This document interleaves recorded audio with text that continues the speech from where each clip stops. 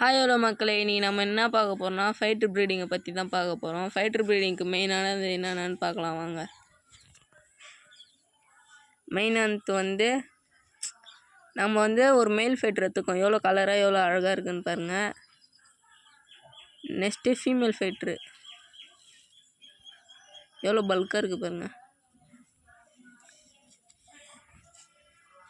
Next அதை breed பண்ணுறதுக்கு ஒரு கொட்டை கட் பண்ணி வச்சுருக்கோம். உங்களுக்கு எதனா வேணுன்னா வேறு எதனா பக்கெட்டு டப்பா அந்தமாதிரி கூட இது பண்ணிக்கலாம். நெக்ஸ்ட்டு பாதாம் நல்ல தண்ணி, அந்த தண்ணி தான் இது ப்ரீடிங்க்கு ஏற்றது, அதை யூஸ் பண்ணோம். மெயினானது நெக்ஸ்ட்டு இப்போ நம்ம பாதாம் தண்ணியை வடிகட்டி தான் ஊற்றணும். ஏன்னா மீன் கண் அந்த பாதாம் தண்ணியில் சின்ன சின்னதாக இதுமாரி இருக்கும். அது மீனோட கண்ணை இன்ஃபெக்ஷன் பண்ணும். கரெக்டாக இவ்வளோ தண்ணி தான் வச்சுக்கணும்.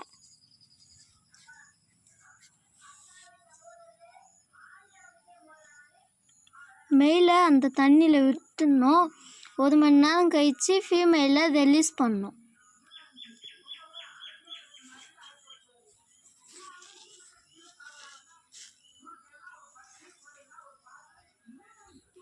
ஃபீமேலை 1 மணி நேரம் கழிச்சு ரிலீஸ் பண்ணணும்.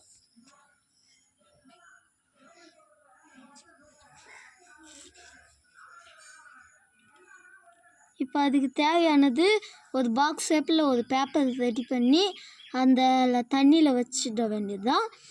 அதுக்கு மெயின் அதெல்லாம் பபுள் நெஸ் கட்டி முட்டை போடும். முட்டை போட்டதுக்கப்புறம் ஒரு 2 நாள் இல்லை 3 நாளில் முட்டை பொரிச்சிடும்.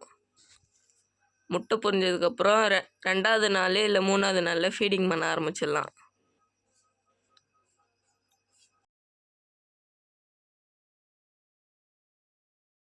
இந்த டப்பா தேவை. இந்த டப்பாவை இங்கே வச்சுட்டு இந்த ஃபீமேலை எடுத்து உள்ளே விட்டு வேண்டியது தான். விட்டோம் முதக்க விடுறோம் பாருங்க. இது முதச்சி பபுள் நெஸ் கட்டும். பபுள் நெஸ் கட்டினது பிறகு நம்ம இதுக்கு பாருங்க